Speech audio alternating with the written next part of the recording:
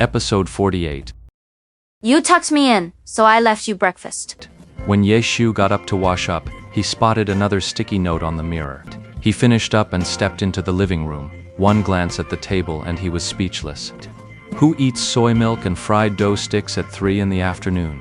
And it's cold too. Still, the boss went out of his way to save it for me. Gotta show some respect. Ye Shu grabbed a fried dough stick, stuffed it in his mouth, and headed out the door. The happy internet cafe was still buzzing with the launch of Glory's new server, but the place was big enough that it rarely filled to capacity. Ye Shu circled the smoking area, found an empty seat, and reached for his pocket, only to discover his cigarette box was completely empty. This is even worse than eating a cold, greasy donut.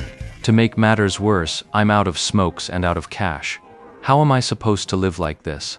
Ye Shu figured he should ask the boss for an advance on his wages. Sure, she said room and board were covered, but he barely ate just 2 meals a day on average.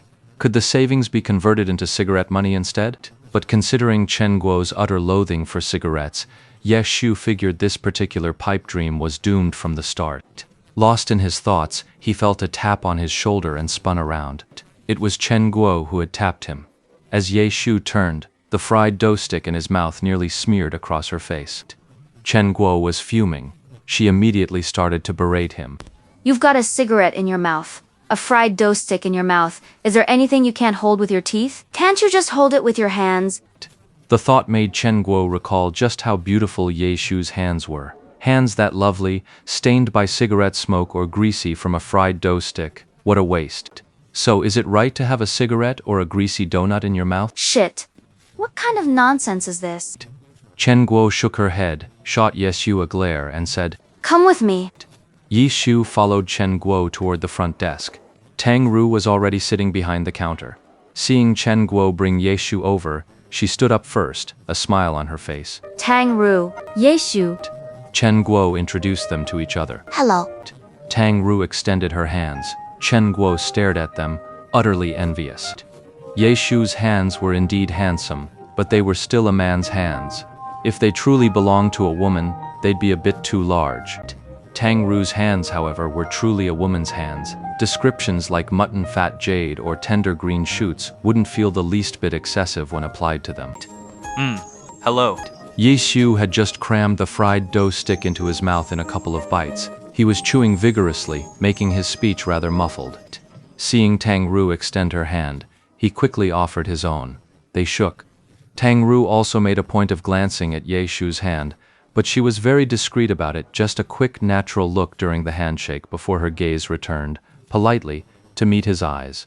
Their hands met in a brief, perfunctory shake before they both withdrew. Ye Shu's face showed nothing out of the ordinary, but inwardly he was quite surprised. He hadn't expected this girl, Tang Ru, to be like this. Her looks and figure were outstanding, but what truly set her apart was the aura she exuded. Her posture, her bearing, her attire, there wasn't a single thing about her that felt off. She was a legendary, no-angle wrong beauty, easy on the eyes from any perspective. Unlike most women, her short hair seemed a bit unconventional at first glance. But after a few more looks, it only made her appear fresher and more charming. But that wasn't what surprised Ye Shu. What truly baffled him was why such an outstanding girl would be content working part-time at an internet cafe for nearly 2 years. No matter how large Happy Internet Cafe grew, the one who truly got rich was the boss, Chen Guo. For a regular employee, even if the pay was decent, being a network administrator or a cashier wasn't exactly a career with a bright future. What young person would make a career out of that their life's ambition? These are just temporary gigs to make ends meet. An ordinary person would get sick of a job like that in 2 years, let alone a girl as obviously talented as Tang Ru. Come on, come on. You two have a match. Chen Guo didn't let Ye Shu keep pondering. After introducing the two, she got straight to the point. Chen Guo had been waiting all day. He'd shown remarkable restraint by not dragging Ye Shu straight out of bed. What are we playing? Glory, of course. What else can you even fight? Ha! You play Glory too? No, I don't play. You don't know how to play. Then what does that make me? You really know how to play the game. That's just how it is with me. What do you mean, just like that? Oh, don't listen to him being modest. He's a real pro. Chen Guo declared, already dragging the two of them over and seating each at a terminal. Little Tang, use my chasing haze. And you? You hit level 20 last night, right? What class did you pick? Ah, not yet. Why not change class? I'm playing an unspecialized. An unspecialized? Chen Guo was taken aback. The era of the unspecialized was something even he, with his 5 years of glory experience, had never lived through. He'd only heard the old-timers mention it. In their words, it was a legend. How do you even play an unspecialized? How do you level up after hitting level 50? It wasn't possible before, but now it is. How do I level up? The heavenly domain. Are you kidding me? Chen Guo's eyes went wide. You think you can complete the Heavenly Domain challenge at level 50? Pretty impressive, right? Impressive. My foot. Challenging the Heavenly Domain at level 50? Chen Guo wanted to analyze just how difficult this was, but for a moment, she was at a complete loss for words. The sheer number of hurdles was overwhelming. She didn't even know where to begin. Hey, if you want to see that, you'd better not fire me. You're insane. Chen Guo concluded. Ye Shu chuckled, logging into his account as he spoke. My account's only level 21. To fight your level 70, we'd have to go to the arena. You want to use that piece of junk account? Chen Guo's eyes went wide again. Then what should I use? What class do you want to play? I'll just borrow one for you. This was precisely why Chen Guo had asked Ye Shu what class he'd switch to. Chen Guo had plenty of regulars at her internet cafe.